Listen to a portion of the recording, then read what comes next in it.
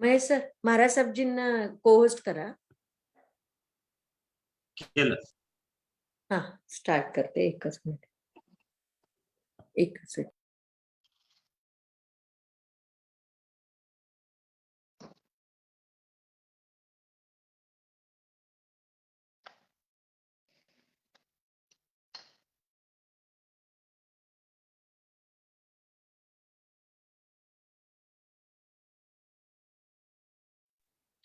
एक फोन आला होता. जय जिनेन्द्र. Vardhman education and research institute में आप सभी का बहुत बहुत स्वागत है. और आज नव वर्ष की भी बहुत बहुत आप सभी को शुभकामनाएं. नव वर्ष की हर्षित बेला पर खुशियां मिले अपार, यश कीर्ति सम्मान मिले और बड़े सत्कार. शुभ शुभ रहे हर दिन हर पल, शुभ शुभ रहे विचार. उत्साह बढ़े चित्त चेतन में, निर्मल रहे आचार. सफलताएं नित नई मिले, बधाई बारंबार.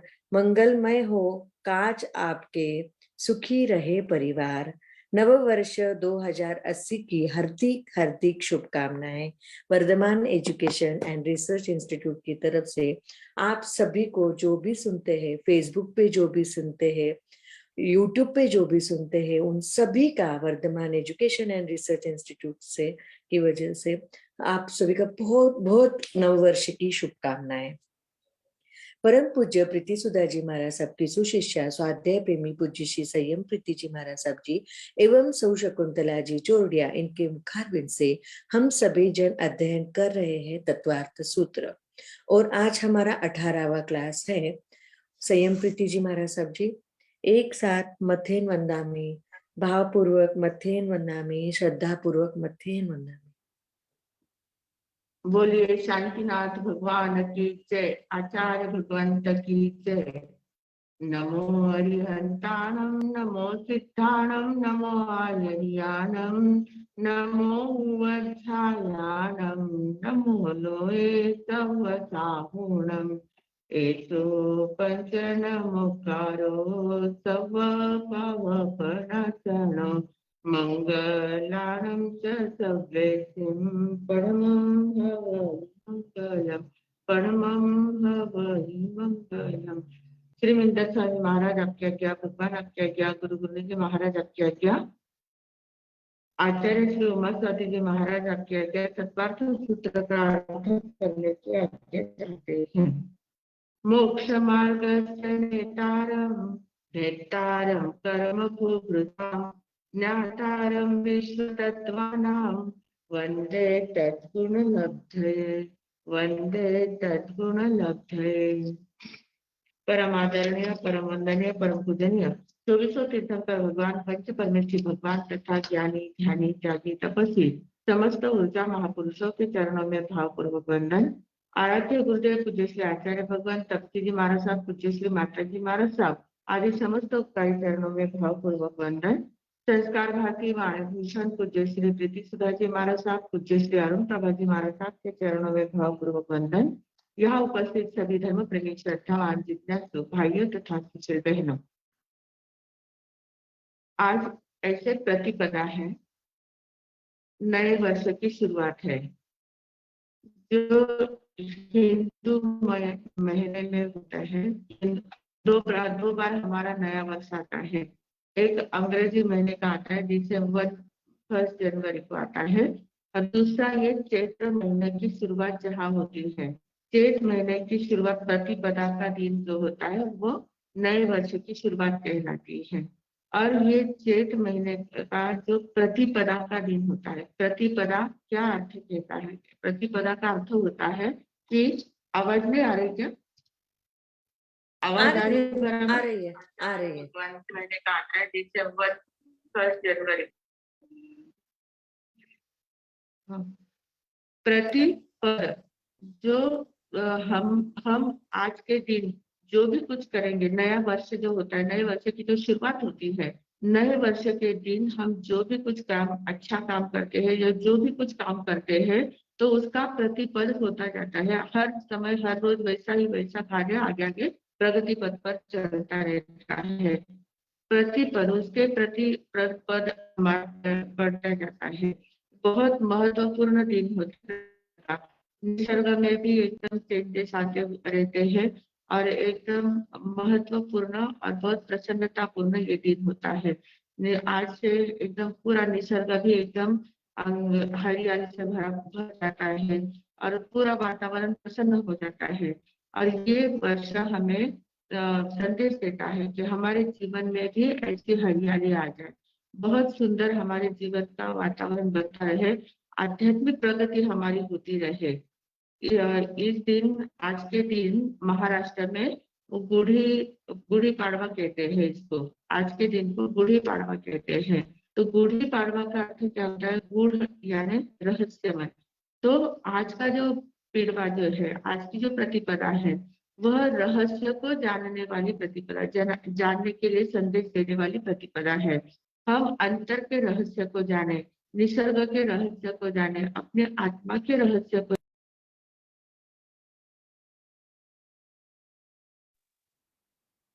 एक ही मिनट में आएंगे, सभी जन रहे।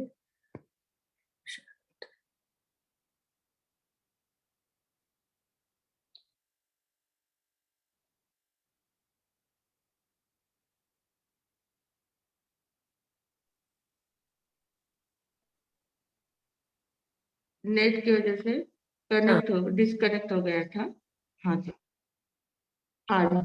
तो जो गूढ़ बातें होती है, उन गूढ़ बातों को जानने का आज का संदेश है, आज की प्रतिपदा का। तो सभी लोग अंतर के रहस्य को जाने, गूढ़ बातों को जाने और निसर्ग के भी रहस्य को जाने और इनको जानकर बराबर उस अनुसार अपना जीवन आगे यापन करते रहे। इन्हीं सद्भावनाओं का आज का दिन है। अब हमारा जो तत्वार्थ सूत्र चल रहा है, तत्वार्थ सूत्र में भी हम लोग देखते हैं कि बहुत सारी बातें इतने रहस्यमय होती है। ये तत्वार्थ सूत्र जो है, बहुत छोटे छोटे सूत्र दिए हुए हैं और उन छोटे छोटे सूत्रों में बहुत गूढ़ अर्थ भरा पड़ा है। उसको हम जितना खोलना चाहते हैं उतना, जितना खोलना जान सकते हैं, जितना खोल सकते हैं उतना खोलना चाहिए। और उतना खोलते खोलते हमें उसका अंतर का रहस्य मालूम होता जाता है। बहुत महत्वपूर्ण सूत्र आज के ये तत्वार्थ सूत्र है।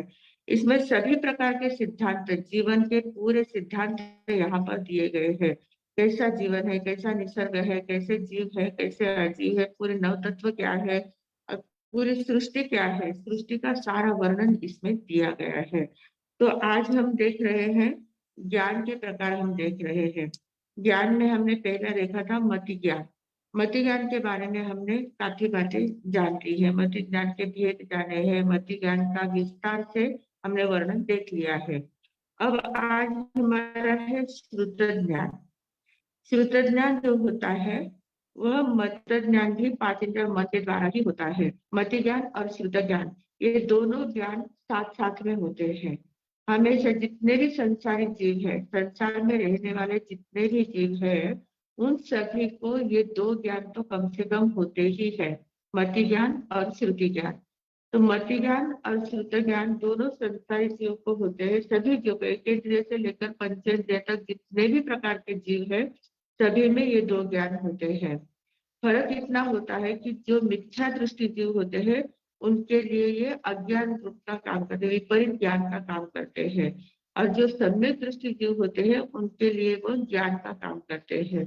तो सिर्फ ज्ञान या विपरीत ज्ञान, ऐसा उसका फर्क होता है, पर भेद 2 ही होते हैं, मति ज्ञान, मति श्रुत ज्ञान या मति अज्ञान, श्रुत अज्ञान, ऐसे दोनों साथ साथ में होते हैं।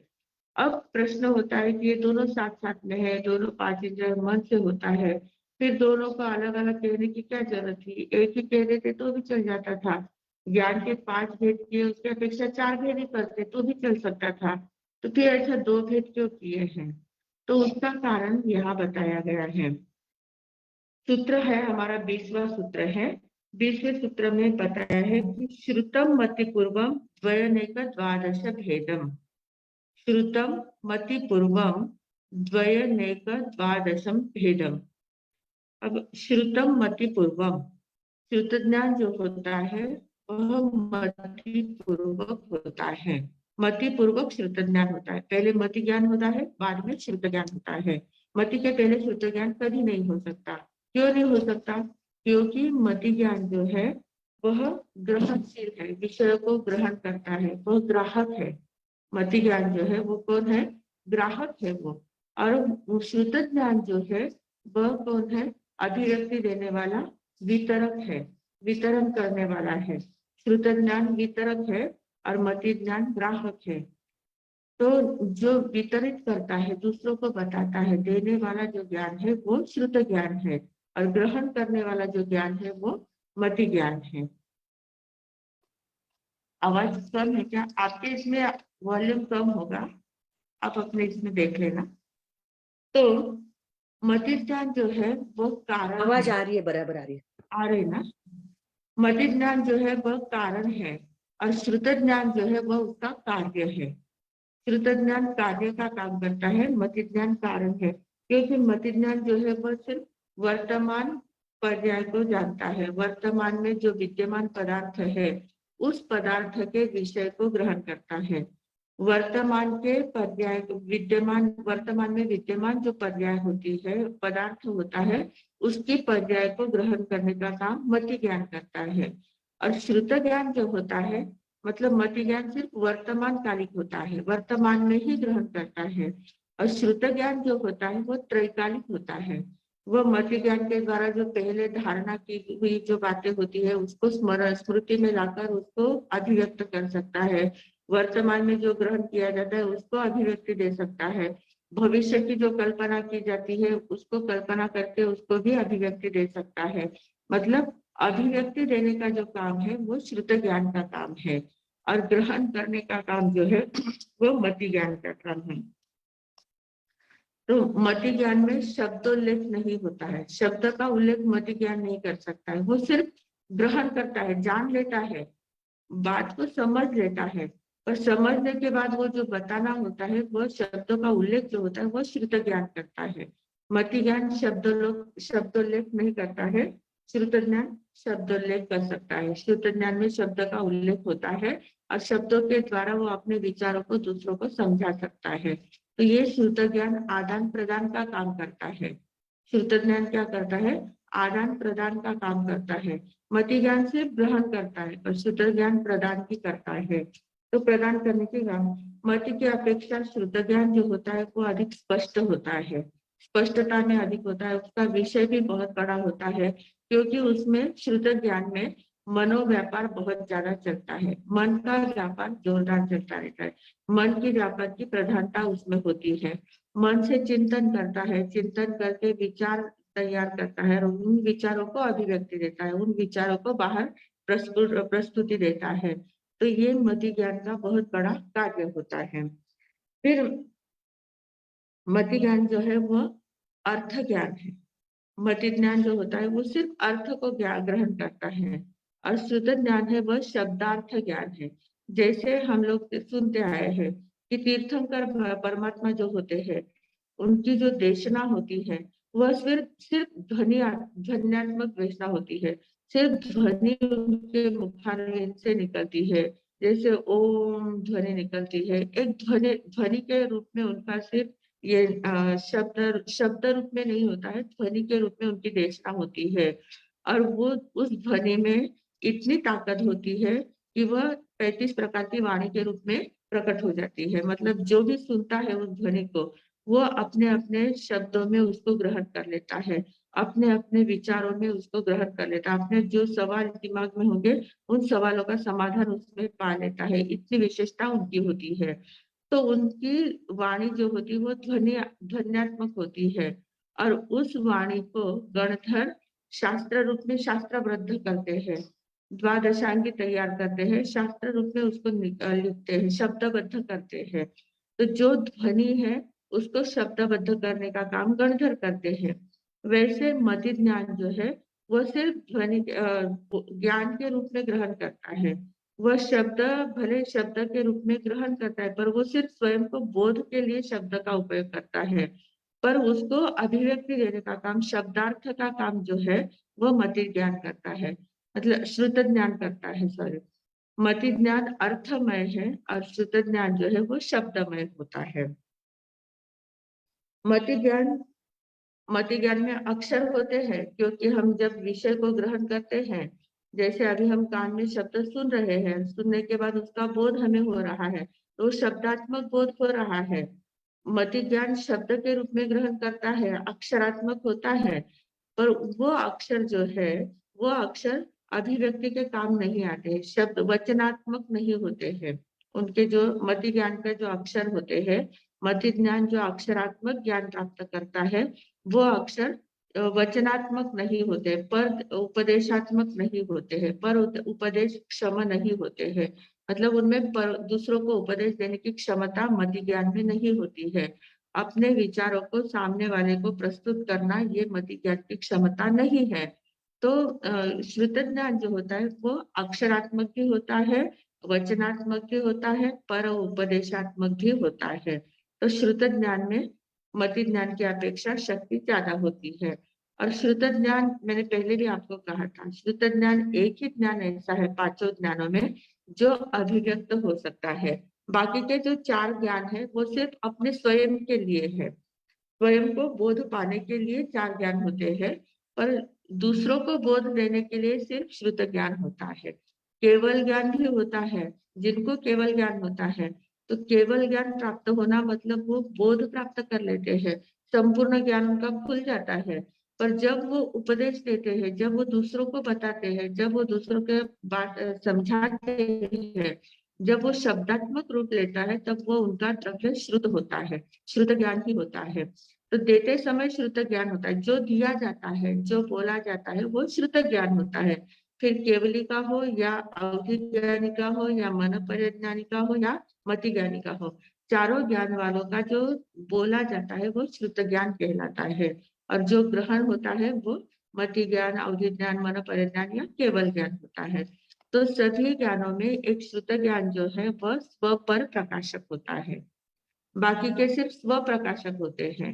पर मति ज्ञान जो है, श्रुत ज्ञान जो है वह स्व पर प्रकाशित है, दूसरों को भी प्रकाशित करता है, दूसरों को भी ज्ञान के बोध से आलोकित करता है, दूसरों को भी ज्ञान का बोध देते रहता है, बोध से प्रबोधित करने का काम श्रुत ज्ञान करता है।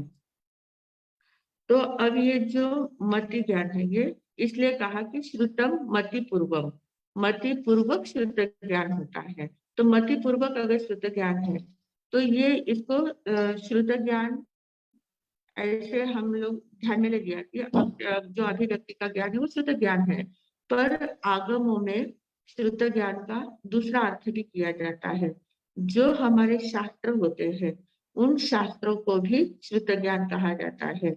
जो आगम है, जो शास्त्र है, जो जिसको पढ़ने के बाद, जिसको सुनने के बाद, जिसको समझने के बाद हमें ज्ञान का बोध होता है, हमारा ज्ञान बढ़ता जाता है, उसको भी श्रुत ज्ञान कहते हैं। तो आगमों को भी श्रुत ज्ञान कहा जाता है, शास्त्रों को भी श्रुत ज्ञान कहा जाता है।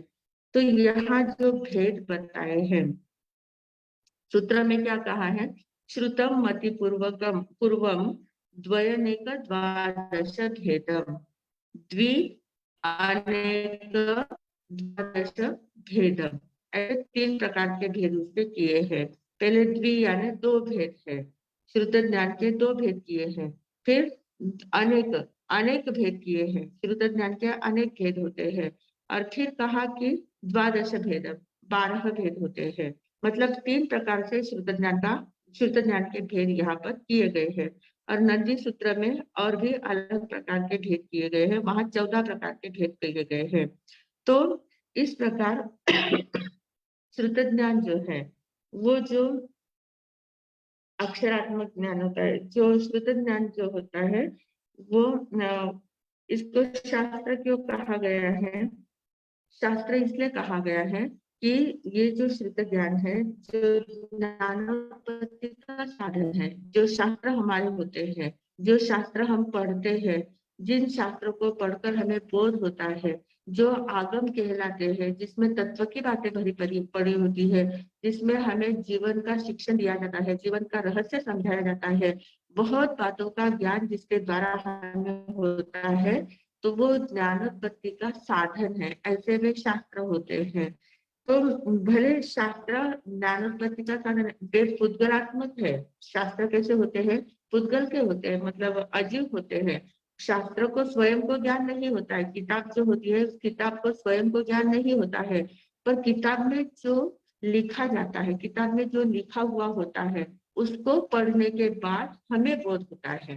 किताबों में जो लिखा जाता है, लिखा हुआ होता है, उन अक्षरों को पढ़ने के बाद हमें बोध होता है।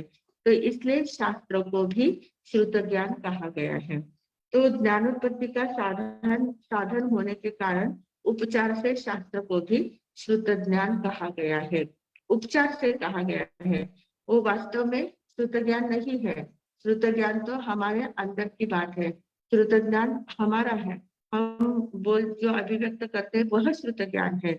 पर अश्रुत ज्ञानावर्णीय कर्मों का क्षयोक्षम जब होता है, तब हम बोल सकते हैं, जब हम अभिव्यक्ति देते हैं, वो श्रुत ज्ञान है। पर उस श्रुत ज्ञान के निमित्त कौन होते हैं? शास्त्र हो सकते हैं। तो इसलिए शास्त्र को भी श्रुत ज्ञान कहा गया है।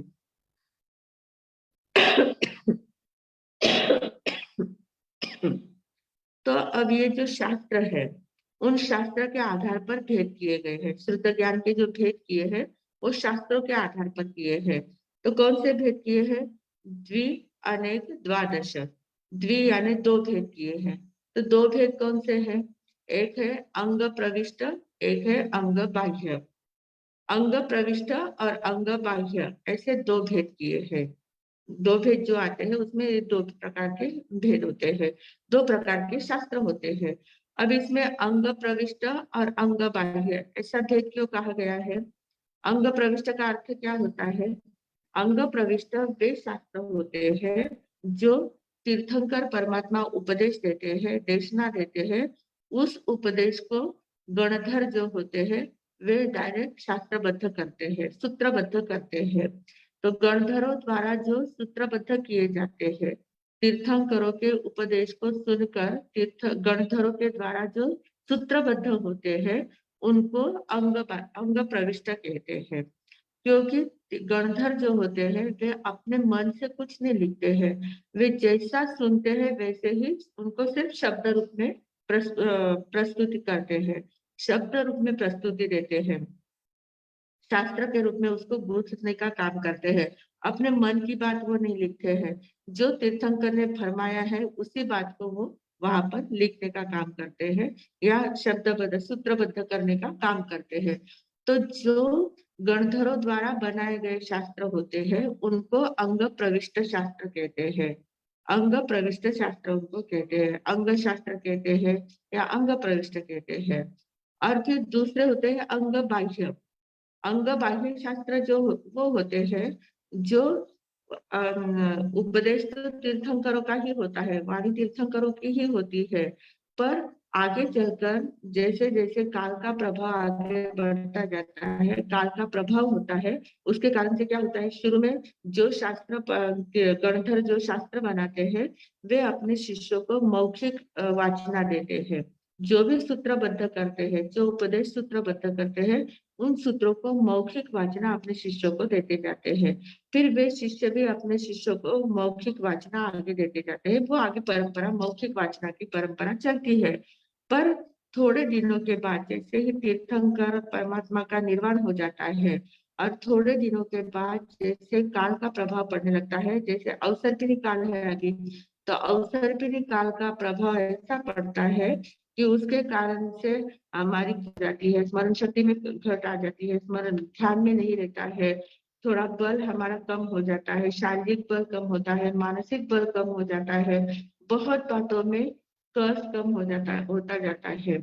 तो जैसे जैसे ये सारी बातें कम कम होती जाती है, तो जो वाचना की परंपरा चलती है, वो परंपरा में कुछ खंडित आ जाती है, कुछ उसका जितना ज्ञान फूलना चाहिए उतना ज्ञान फूल नहीं पाता है।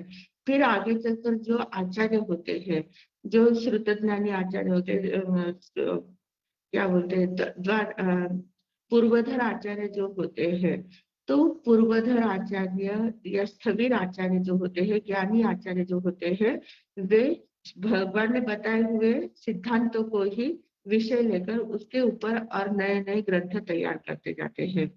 गणधर क्या करते हैं, जो भगवान ने उपदेश दिया वही उपदेश पे सूत्रबद्ध करते हैं, वो गणधर होते हैं। और गणधरों का बनाया हुआ शास्त्र अंग प्रविष्ट कहा जाता है। पर आगे चलकर काल के प्रभाव से उन अंग प्रविष्ट में थोड़ी बहुत गड़बड़ी हो जाती है या भूल पड़ने लगती है, ध्यान में नहीं आता है, या विषय का बहुत ज्यादा स्पष्टीकरण नहीं हो पाता है। तो फिर जो आचार्य होते हैं आगे वाले, तो वो आचार्य उनको उन्हीं विषयों को लेकर थोड़ा सा खोलने का प्रयास करते हैं, स्पष्टीकरण ज्यादा करने का प्रयास करते हैं। तो उसको अंग बाह्य कहते हैं। अंग सूत्र में से ही विषय लेते हैं, उसको अंग बाह्य के रूप में प्रस्तुत करते हैं, तो उसको अंग बाह्य सूत्र कहा जाता है। तो दो जो भेद होते हैं, एक अंग प्रविष्ट और एक अंग बाह्य। तो गणधरों के द्वारा बनाया हुआ अंग प्रविष्ट और आचार्यों के द्वारा बनाया हुआ शास्त्र होते हैं, उनको अंग बाह्य कहा जाता है। तो ये दो भेद हुए। फिर द्वि अनेक द्वादश भेदम। अब द्वादश भेद जो है वो अंग प्रविष्ट के भेद होते हैं। अंग प्रविष्ट यानी जो गणधरों ने बनाए हैं, वे शास्त्र कितने होते हैं, 12 होते हैं। उनको 12 अंग भी कहते हैं, द्वादशांगी भी कहते हैं। द्वादशांगी यानी क्या, आचारांग सूत्र, श्री गणांगी, स्थानांगी, समवायांगी, विवाह पन्नति, ज्ञाता धर्म कथा, उपासक दशा, अंतर्गत दशा, अनुत्तरोवाई, प्रश्न व्याकरण के विपाक सूत्र और दृष्टिवाद, ऐसे 12 अंग होते हैं। तो ये जो 12 अंग होते हैं, ये गणधरों द्वारा बनाए हुए होते हैं। इसी को द्वादशांगी भी कहते हैं। तो ये द्वादश भेदम कहा है, तो द्वादश भेदम में वे 12 अंग सूत्र लेना है। और अनेक शब्द आया है जिसमें अनेक भेद होते हैं। तो अनेक भेद किसके होते हैं, अंग प्रविष्ट के तो 12 भेद हो गए। फिर अंग बाह्य सूत्र जो है उसके अनेक भेद होते हैं। उसमें कालिक होते हैं, कुछ सूत्र कालिक होते हैं, कुछ सूत्र उत्कालिक होते हैं। कालिक और उत्कालिक का अर्थ क्या होता है, जो शास्त्र दिन के और रात के भी प्रथम प्रहर और अंतिम प्रहर में पढ़े जा सकते हैं। प्रथम प्रहर में और अंतिम प्रहर में, दिन के भी 4 प्रहर होते हैं, रात के भी 4 प्रहर होते हैं। तो जो सूत्र प्रथम प्रहर में और अंतिम प्रहर में पढ़े जाते हैं, रात के भी और दिन के भी, उनको कालिक सूत्र कहा जाता है। और उत्कालिक सूत्र किसे कहते हैं, उत्कालिक सूत्र कभी भी पढ़ से 4 प्रहर पर 8 प्रहर पढ़ सकते हैं। सिर्फ उसमें 4 संधि काल जो होता है, उस संधि काल को छोड़कर पढ़ना होता है। संधि काल मतलब सूर्योदय का समय होता है। सूर्योदय में क्या होता है, रात्रि का अंत होता है, दिन की शुरुआत होती है, तो उसको संधि काल बोलते हैं। मतलब दो कालों का संधि, बीच वाला संधि काल होता है। सूर्योदय का समय जो होता है उसको संधि काल कहते हैं। वैसे ही सूर्यास्त का समय जो होता है, सूर्यास्त का समय यानी दिन का अंत, रात्रि की शुरुआत होने वाली होती है, तो इसलिए उसको भी संधि काल कहते हैं। तो दोनों संधि कालों में शास्त्र को नहीं पढ़ा जाता है। और दोपहर के 12 बजे का समय जो होता है उसको भी संधि काल कहते हैं, क्योंकि सुबह का अंत होता है, दोपहर की शुरुआत होती है, तो उसका बीच का जो समय होता है 12 बजे का समय होता है। तो 12 बजे के समय के 12 बजे का समय, दिन का भी 12 बजे का समय और रात्रि का भी 12 बजे का समय। तो ऐसे 4 कालों को संधि काल कहा जाता है। उन संधि कालों में आधा घंटा पहले पीछे, आधा आधा घंटा शुरुआत का और बाद का छोड़ के फिर कभी भी आप पढ़ सकते हैं। मतलब सवेरे सूर्योदय के आधे घंटे पहले से लेकर सूर्योदय के आधे घंटे के बाद तक शास्त्र नहीं पढ़ना है। 12 बजे के 11:30 से 12:30 बजे तक शास्त्र नहीं पढ़ते हैं। शाम को सूर्यास्त के आधा घंटे पहले आधा घंटा बाद में शास्त्र नहीं पढ़ा जाता है। रात के भी 11:30 से 12:30 तक शास्त्र को नहीं पढ़ना है। तो ऐसे ये जो संधि काल है, इन संधि कालों को छोड़कर बाकी कभी भी शास्त्र पढ़ सकते हैं, उनको बोलते हैं उत्कालिक शास्त्र। तो ऐसे कुछ शास्त्र होते हैं जो काल में ही पढ़े जाते हैं, प्रथम और अंतिम प्रहर में ही पढ़े जाते हैं। कुछ शास्त्र ऐसे होते हैं जो चारों प्रहर पढ़े जाते हैं संधि काल को छोड़कर।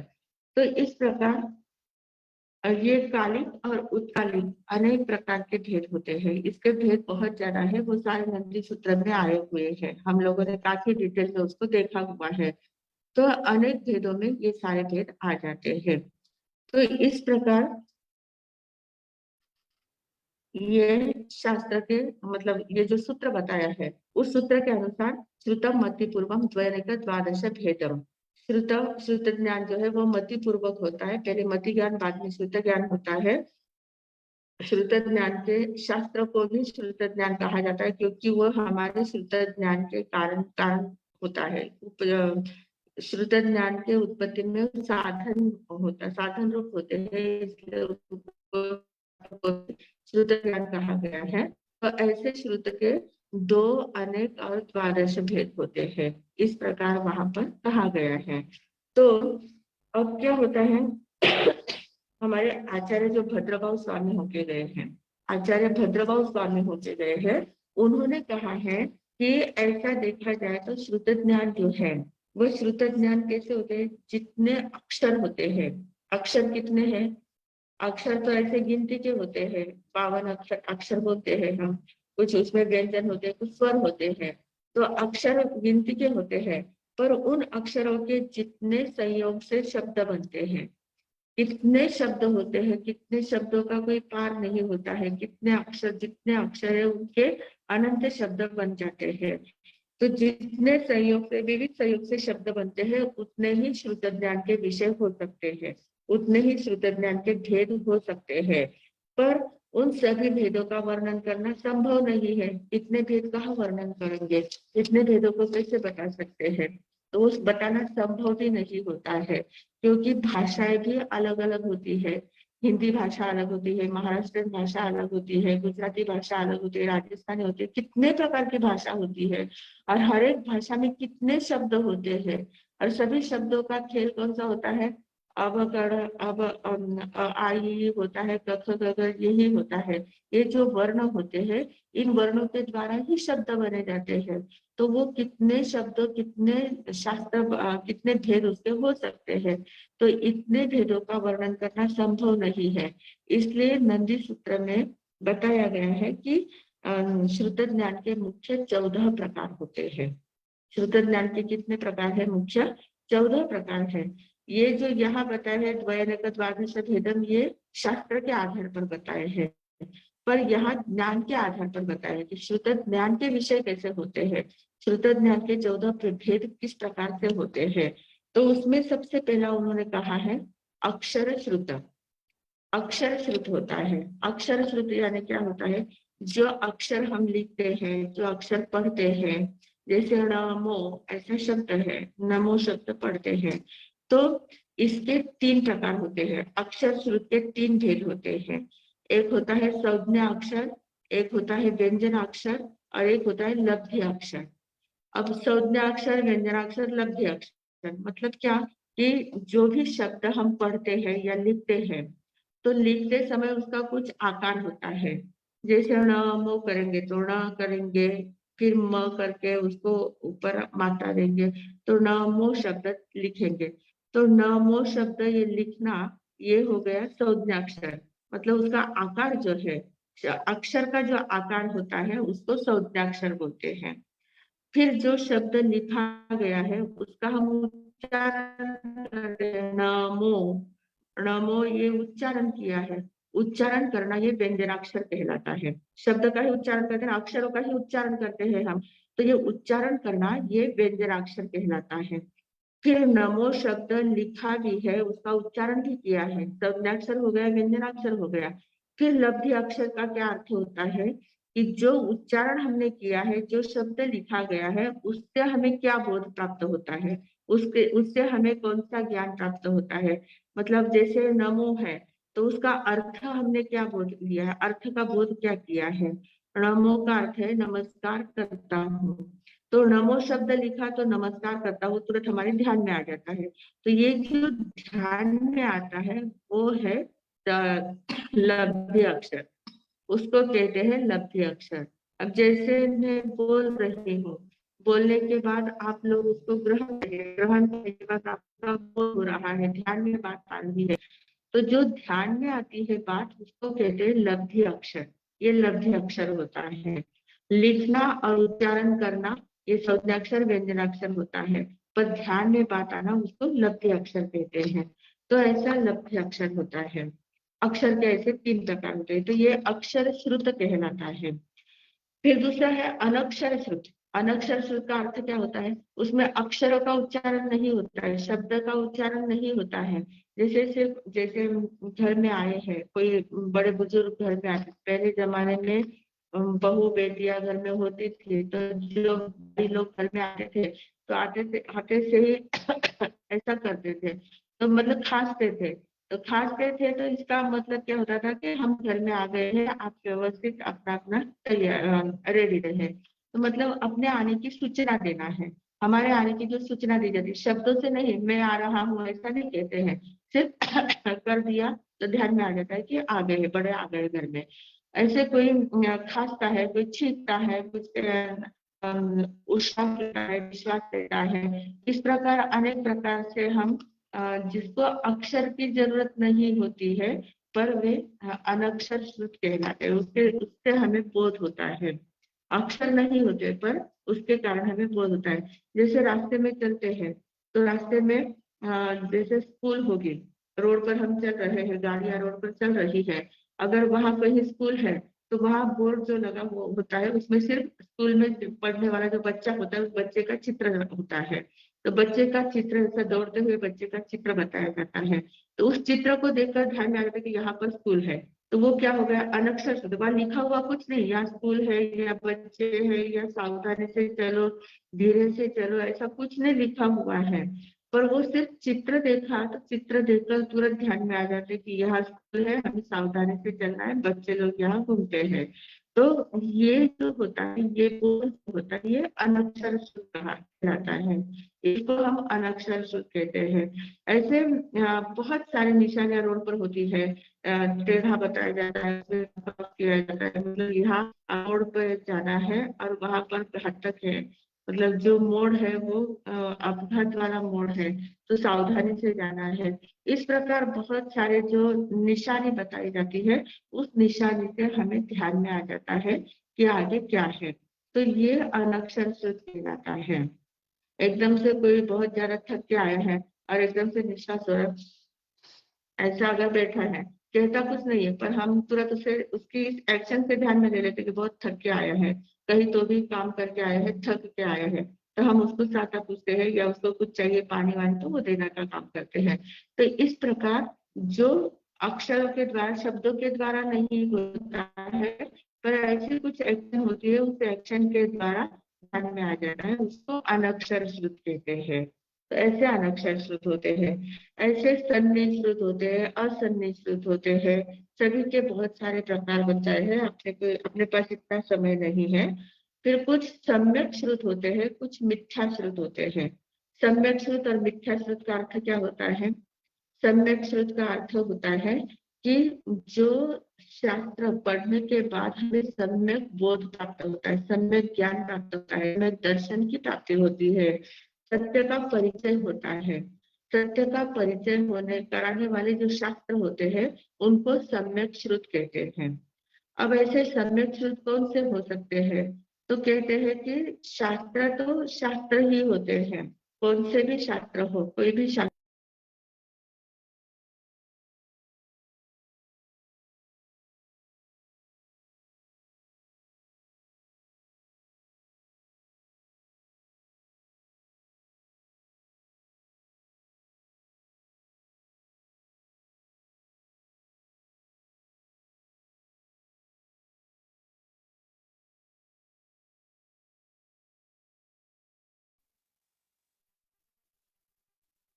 बार बार नेट का प्रॉब्लम आ रहा है, इसमें नेट चला जाता है। हाँ जी, हाँ जी। तो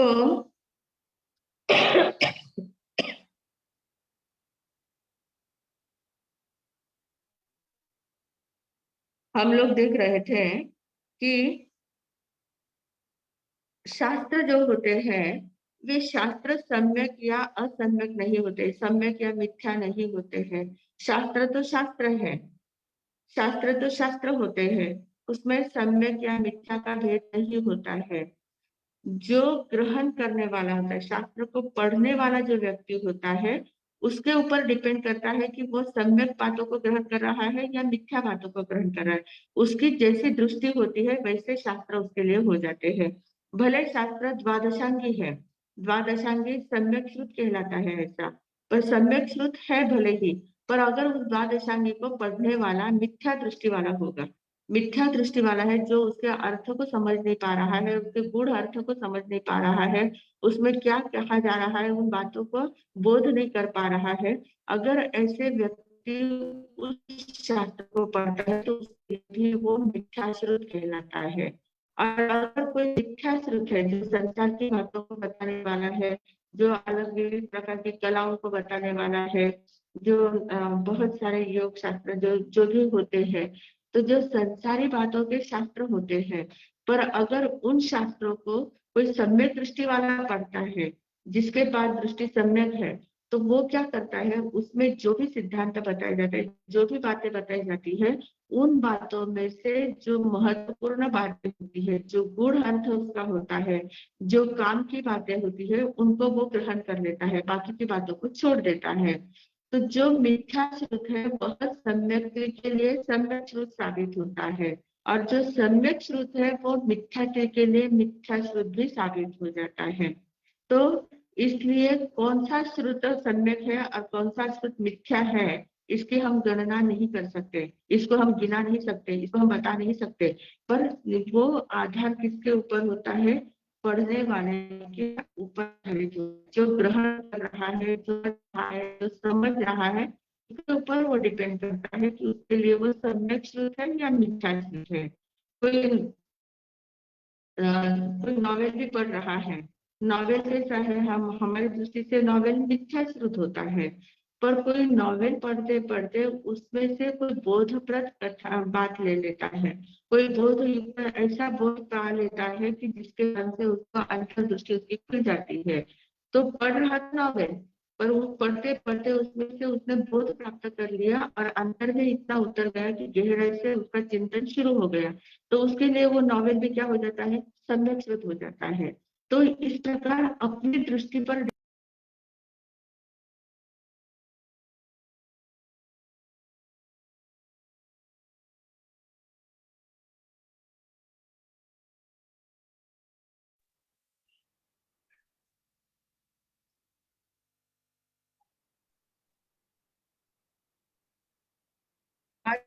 होता है कि शास्त्र सम्यक है या मिथ्या है।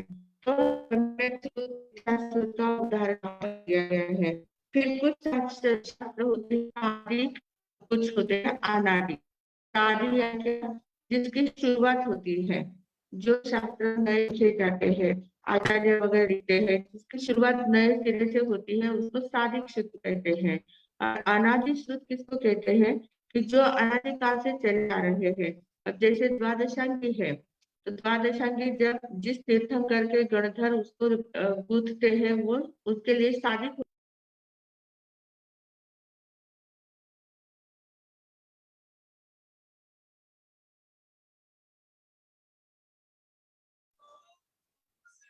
आज कंटिन्यूसली लेफ्ट हो रहे हैं।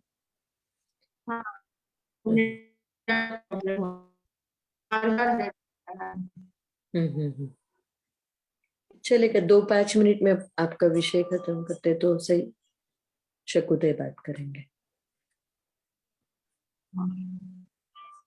तो द्वादशांगी का जो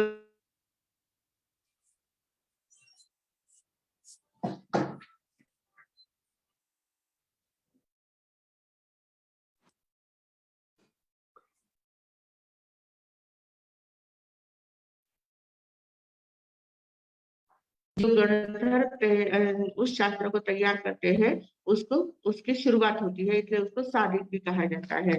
तो सादी अनादि होता है।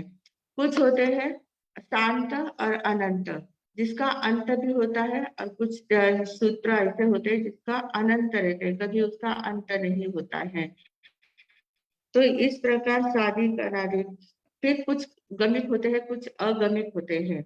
गमिक यानी जिसमें एक ही विषय को बार बार बताया जाता है, शब्दों का रिपीटेशन जिसमें होता जाता है, उसको गमिक सूत्र कहा जाता है। और अगमिक सूत्र यानी जिसमें नए नए विषय ही प्रतिपादित किया जाता है, उसको अगमिक सूत्र कहा जाता है। फिर होते हैं अंग प्रविष्ट और अंग बाह्य, तो वो हमने देखे हैं, अंग प्रविष्ट और अंग बाह्य दोनों को हमने देख लिया है। तो मतलब गणधरों के द्वारा बनाया हुआ अंग प्रविष्ट है, आचार्यों के द्वारा बनाया हुआ अंग बाह्य है। तो इस प्रकार 14 प्रकार के श्रुत ज्ञान होते हैं। श्रुत ज्ञान के 14 भेद बताए गए हैं। तो ये सारे भेद हम जब देखते हैं तो श्रुत ज्ञान कितना विशाल है, श्रुत ज्ञान का विषय कितना विशाल है, और श्रुत ज्ञान पढ़ते पढ़ते हम कितना ज्ञान, हमारे अंतर का ज्ञान कितना खुल सकता है, तो ये बातें हमारे ध्यान में आती है। तो आज हमने श्रुत ज्ञान के बारे में देखा है। श्रुत ज्ञान जो होता है वो मति पूर्वक होता है, उसके दो 12 14 और अनेक भेद उसके होते हैं। सारे भेदों को देखने का हमने प्रयास किया है और इस प्रकार ये श्रुत ज्ञान हमें प्राप्त हो। श्रुत ज्ञानावरणीय कर्मों का क्षय हमारा हो और हम जो भी चिंतन मनन करते हैं, जो भी गूढ़ अर्थ को जानते हैं, जो रहस्यमय बातों को जानते हैं, वो दूसरों को हम बराबर दे सके, दूसरों को समझा सके, ऐसी शक्ति हमारे अंदर प्राप्त हो और हमारा शुद्ध ज्ञान ज्ञान रूप में हो, निर्मल बने, विशाल बने। इन्हीं सद्भावनाओं के साथ मैं विराम लेती हूँ। ओम शांति।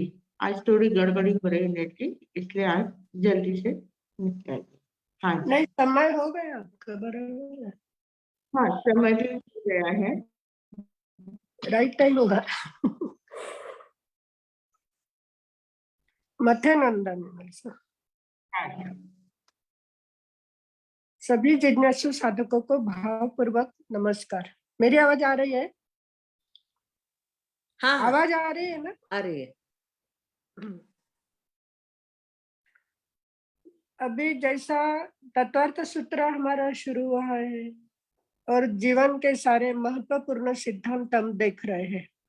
मति ज्ञान का काफी विस्तार से जानकारी हमें हो गई और लगातार 4-5 काफी क्लास मति ज्ञान के हुए हैं और आज अभी नया विषय हुआ श्रुत ज्ञान। अभी ये सारा सीखा हुआ है, लेकिन जब भी सिखाते तब कुछ ना कुछ नया ही मिलता है।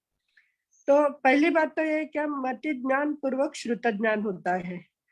मति ज्ञान ग्रहण करता है और श्रुत ज्ञान अभिव्यक्ति देता है। यानी मति ज्ञान ग्राहक है और श्रुत ज्ञान वितरक है।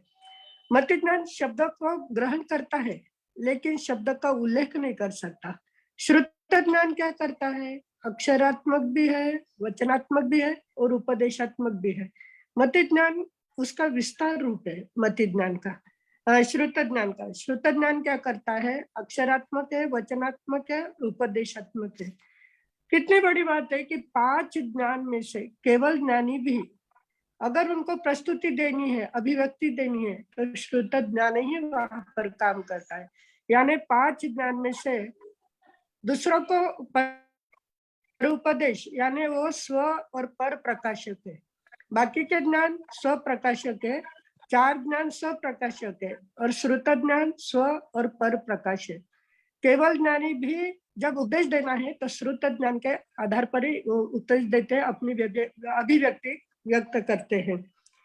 अभी ये जो है कि जो हमारे शास्त्र है, शास्त्र यानी उसको उसके भेद बताए हैं, 2 भेद बताए हैं, 12 भेद बताए, अनेक भेद बताए और 14 भेद भी बताए। श्रुत ज्ञान के 2 भेद पहले कौन से है कि अंग प्रविष्ट और अंग बाह्य। 12 भेद अगर देखे हैं तो द्वादशांगी है। अभी जो हमारे सबने अभी 14 भेद का जो वर्णन कर रहे थे वो श्रुत ज्ञान के 14 भेद है। अनेक भेद क्या है कि जितने अक्षर है उतने यानी जितने शब्द में शब्द के सहयोग से जितने ये बन रहे हैं, उतने जितने शब्द का उच्चारण होगा, जितने शब्द बनते हैं उतने शास्त्र है, लेकिन उतने शास्त्रों का विश्लेषण करना संभव नहीं है। तो उसमें से जो महत्वपूर्ण है वो लिया है कि 14 भेद बता दिए तो उसमें से काफी जानकारी हम लोगों को हो सकती है।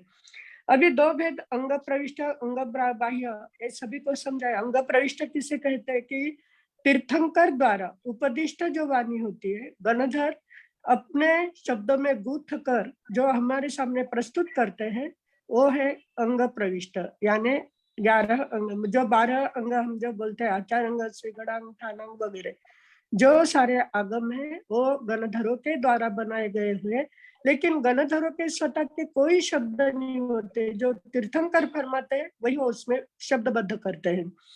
और दूसरे होते हैं अंग बाह्य।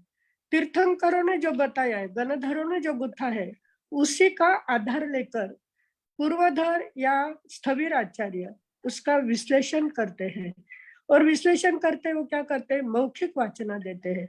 मौखिक वाचना अभी उन्होंने अपने शिष्यों को दी, शिष्यों ने अपने शिष्यों को दी, करते करते उसमें थोड़ा क्या हो जाता है, फर्क पड़ जाता है, शब्द बार बार थोड़े बदलते भी रहते हैं। तो ये सारे कौन से अंग बाह्य सूत्र है कि जो पूर्वधर और स्थविर आचार्यों के द्वारा रचे गए हुए हैं वो अंग बाह्य। अभी ये शास्त्र के भी दो प्रकार बताए, कालिक और उत्कालिक। कालिक यानी उसका जो दिन के और रात के प्रथम प्रहर में और चौथे प्रहर में पढ़ा जाता है वो कालिक है। और बाकी के जो उत्कालिक सूत्र है, उत्कालिक सूत्र 4 संधि काल छोड़कर पढ़े जाते हैं। जैसे सूर्योदय के आधा घंटा पहले, आधा घंटे के बाद नहीं पढ़ना है, सूर्यास्त के आधा घंटे पहले, आधा घंटे के बाद नहीं पढ़ना है, दोपहर के 12 बजे और रात के 12 बजे, ऐसे जो 4 संधि काल बताए हैं उस संधि काल में सिर्फ नहीं पढ़ना है, बाकी पढ़ सकते हैं, तो उसको उत्कालिक कहा जाता है। तो ये हमारे 2 भेद, 12 भेद और अनेक भेद। फिर आते हैं 14 भेद। 14 भेद ने बताया अक्षर श्रुत, अनक्षर श्रुत। अक्षर श्रुत पे 3 प्रकार बताए, संज्ञा, उच्चार, संज्ञा यानी अक्षरों का आकार, व्यंजनाक्षर यानी शब्दों का उच्चारण, और शब्द का उच्चारण करने के बाद जो बोध होता है वो लब्धि अक्षर। ऐसे अक्षर के 3 भेद है, संज्ञाक्षर, व्यंजनाक्षर और लब्धि अक्षर। फिर आता है सम्यक श्रुत और मिथ्या श्रुत। सम्यक श्रुत यानी जो अभी दृष्टि हमारे सामने वही बताया था कि जो पढ़ने वाले हैं, पढ़ने वाले पर उसका ये है कि सम्यक दृष्टि वाला जो भी शास्त्र पढ़ेगा वो सम्यक दृष्टि से ही पढ़ता है, और यानी सत्य की जानकारी जो भगवान के महत्वपूर्ण सिद्ध है उसको उसी के रूप में देखता है। और मिथ्या दृष्टि जो पढ़ता है, सम्यक श्रुत भी मैं मिथ्या दृष्टि पढ़ने लगा तो उसका ज्ञान मिथ्या ही होता है, क्योंकि उसकी दृष्टि मिथ्या दृष्टि होती है। मिथ्या दृष्टि के कारण सम्यक श्रुत को भी वो मिथ्या श्रुत में बदलता है। और सम्यक दृष्टि वाला मिथ्या श्रुत भी पढ़ेगा तो उसमें से जो जानने रहस्यपूर्ण जो सिद्धांत है उसको ग्रहण करता है, तो मिथ्या श्रुत उसके लिए सम्यक श्रुत भी बन जाता है। फिर बताया है कि शादी और अनादि। शादी और अनादि, शादी यानी जिसकी शुरुआत है, जो गणधर के द्वारा बनाया जाता है। हर तीर्थंकर के समय गणधर रहते हैं, उस समय जो सूत्र की रचना होती है, सूत्र की रचना वैसी ही रहती है, लेकिन काल के अनुसार उसमें थोड़ा फिर परिवर्तन होता है, तो उसकी शुरुआत है। और अनादि कुछ ऐसे तत्व है कि अनादि काल से, अनादि अनंत काल से जो चले आए हैं वो वैसे ही है, तो है अनादि। फिर एक को शांत है और कुछ अंत, जिसका किसी किसी का शांत यानी शुरुआत होती है और वो ये भी हो जाते हैं, नष्ट भी हो जाते हैं। और अंत क्या है, अनंत क्या है कि जो अनादि काल तक वैसे की वैसे ही रहते हैं, तो शांत और अनंत, अनंत। फिर बताए गमिक और अगमिक। गमिक यानी एक एक शब्द कई बार बार बार आते हैं, जैसे उत्तराध्ययन सूत्र का 10वां अध्ययन हम जब पढ़ते हैं, समयम गोयम मा पमाए, 36 बार वो शब्द आया हुआ है। ऐसे बहुत सारे अध्ययन में कई कई शब्द बार बार आते हैं, तो बार बार आने वाले शब्द होते हैं वो गमिक सूत्र है। और अगमिक सूत्र कैसे होते हैं, उसमें हर विषय नया नया ही होता है, रिपीटेशन नहीं होता है, वो अगमिक सूत्र है। और बाकी का भी हमने देखा है, अंग प्रविष्ट और अंग बाह्य। ऐसे ये जो 14 प्रकार हमारे सामने आज हमारे सबने प्रस्तुत किए, हमने ये पहले भी नंदी सूत्र सिखाया था तब भी सुने थे, लेकिन हमारे सब जब भी सुनाते हैं, जब भी सिखाते हैं, तो बहुत सारी बातें नई नई मिल जाती है। आज वो मति ज्ञान ग्राहक है और श्रुत ज्ञान वितरक है, बहुत अच्छा ये लगा। मति ज्ञान अर्थमय है और श्रुत ज्ञान शब्दमय है। मति ज्ञान स्वप्रकाशक है और श्रुत ज्ञान पर प्रकाशक। ऐसे कितने सारी नई नई बातें आज हमें मिली है। तो जब भी हम सुनते हैं कुछ ना कुछ नया प्राप्त करते हैं। हमारे सबकी सिखाने की कला है और हमारी भी ग्रहण करने की कला है। तो दोनों शिक्षक और विद्यार्थी दोनों जिज्ञासा के साथ, हमारे साथ जिज्ञासा के साथ पढ़ा रहे हैं और हम जिज्ञासा से ग्रहण कर रहे हैं। तो ऐसा ही हमारा ज्ञान बढ़ता रहेगा। और जो हमारे सामने एक शब्द बोला हुआ हमेशा ध्यान में रखना कि हमारा ज्ञान कोष्ठ में जाना चाहिए, यानी दीर्घ काल तक यह स्मृति हमारी रहेगी।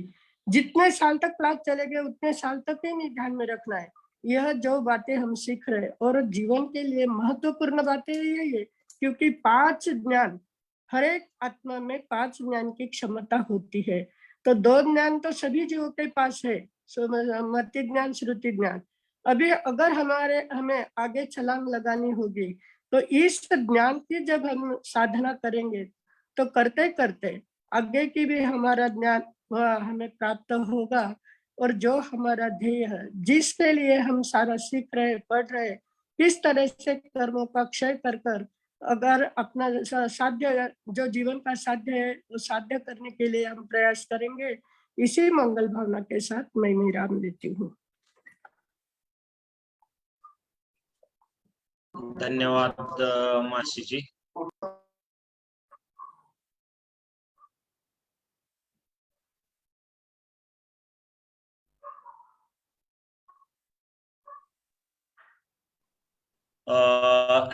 एक्चुअली अभी आज प्रश्न और उत्तर नहीं लेंगे, तो बचकान और कल प्रश्न उत्तर लेंगे।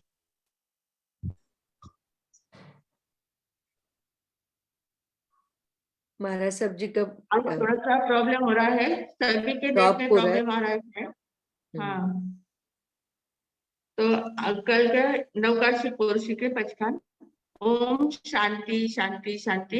हाथ जोड़े जिनको नवकाशी पोर्शी 1.5 पोर्शी आप अपने धारणा प्रमाणे उपस्थित पचकान। अस्नम पाणम खैमम सैवम अनर्थना भोजनम सहस्रागरणम सव समाहिवत्या गरणम उसिरे उसिरे उसिरे। आज कल का एकासना, एकासना पहले लेते हैं। हाँ, आयंबिल। ओम शांति शांति शांति। उगसरे एकासनारा एकटा कुकान दिवसना 3 रातना 24 पचकान। अनर्थना भोजनम सहस्रागरणम सव समाहिवत्या गरणम उसिरे उसिरे उसिरे। कल का आयंबिल। ओम शांति शांति शांति। उगसरे आयंबिलम पचखान दिवसना 3 रातना 24 एकटा कुपरान दिवसना 3 रातना 24 पचखान 5 विगरा पचखान। अनर्थना भोजनम सहस्रागरणम सव समाहिवत्या गरणम उसिरे उसिरे उसिरे। सभी पचकान करने वालों को धन्यवाद। ओम शांति शांति शांति। गुरुदेव की आज्ञा से चत्तारी मंगलम, अरिहंता मंगलम, सिद्धा मंगलम, साहु मंगलम, केवली पन्नतो धम्मो मंगलम। चत्तारी लोगोत्तमा, अरिहंता लोगोत्तमा, सिद्धा लोगोत्तमा, साहु लोगोत्तमा, केवली पन्नतो धम्मो लोगोत्तमो। चत्तारी शरणम पवज्जामि, अरिहंते शरणम पवज्जामि, सिद्धे शरणम पवज्जामि, साहु शरणम पवज्जामि, केवली पन्नतम धम्मम शरणम पवज्जामि। 4 मंगल, 4 उत्तम, 4 शरणा, दुख हरणा, सुख करणावरण शरणा कोई, जो भवि प्राणी आदरे तो क्षय अमर पद होय। बोले भगवान महावीर स्वामी की जय। आचार्य भगवंत की जय। पूज्य श्री माता जी महाराज साहब की जय। सब साधु संतन की जय। आज के आनंद की जय। सम्यक दर्शन प्राप्त करने की प्रेरणा देने वाले परम पूज्य संयम प्रीति जी महाराज साहब जी को बहुत बहुत धन्यवाद, आभार आभार आभार। Vardhman education and research institute की तरफ से आप सभी का बहुत बहुत धन्यवाद। महाराज साहब जी आप कुछ बोल रहे थे क्या?